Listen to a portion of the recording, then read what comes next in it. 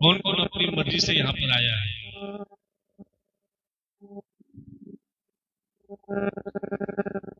चलो बहुत अच्छी बात है, आप अपनी मर्जी से आए हैं ना, चलो ठीक है। अब ये बताओ कौन कौन भोले बाबा की मर्जी से आया है? क्योंकि प्यारे अपनी मर्जी से तो हाथ भी नहीं उठता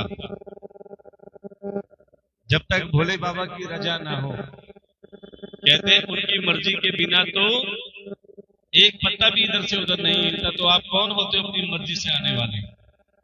ये कहो हम भोले बाबा की किसकी मर्जी से आए हैं? भोले बाबा की मर्जी से। क्योंकि देखो सबको किसी न किसी चीज में आनंद आता है।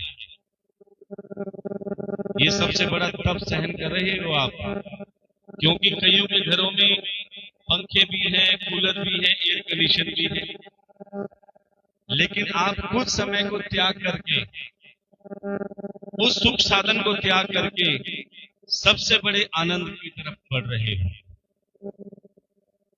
क्योंकि जिसने ये 3 घंटे का तप सहन कर लिया, जिसने ये 3 घंटे की तपस्या कर ली, समझ लेना उसने भोले बाबा को जीता। और कहते हैं हर किसी का आनंद एक अलग ही होता है। हम कथा में बताते हैं अक्सर 2 तरह के आनंद होते हैं। एक अपने मुंह का दूसरों को खिलाने में आनंद आता है, और एक दूसरे के मुंह का छीन कर खाने में आनंद आता है। तो कौन सा आनंद ज्यादा बढ़िया है? दूसरे के मुंह का छीन कर, अपने मुंह का दूसरे को खिलाने। और अगर आपके मन में ये भाव है कि अगर आपको अपने मुंह का दूसरों को खिलाने में आनंद आता है, अर्थात सेवा करने में आनंद आता है, तो विश्वास मानो आपके हृदय में भोले बाबा का वास है।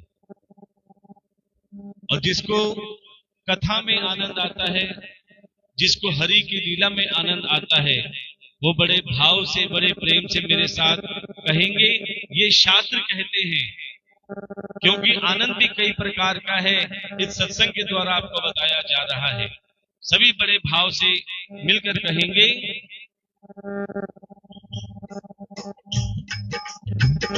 मीठी मीठी तालियों के साथ। कोई किसी में मगन, कोई किसी में मगन, कोई किसी में, सभी बोलेंगे भाव से, कोई तालियों के साथ। कोई किसी में मगन, कोई किसी में मगन, कोई किसी में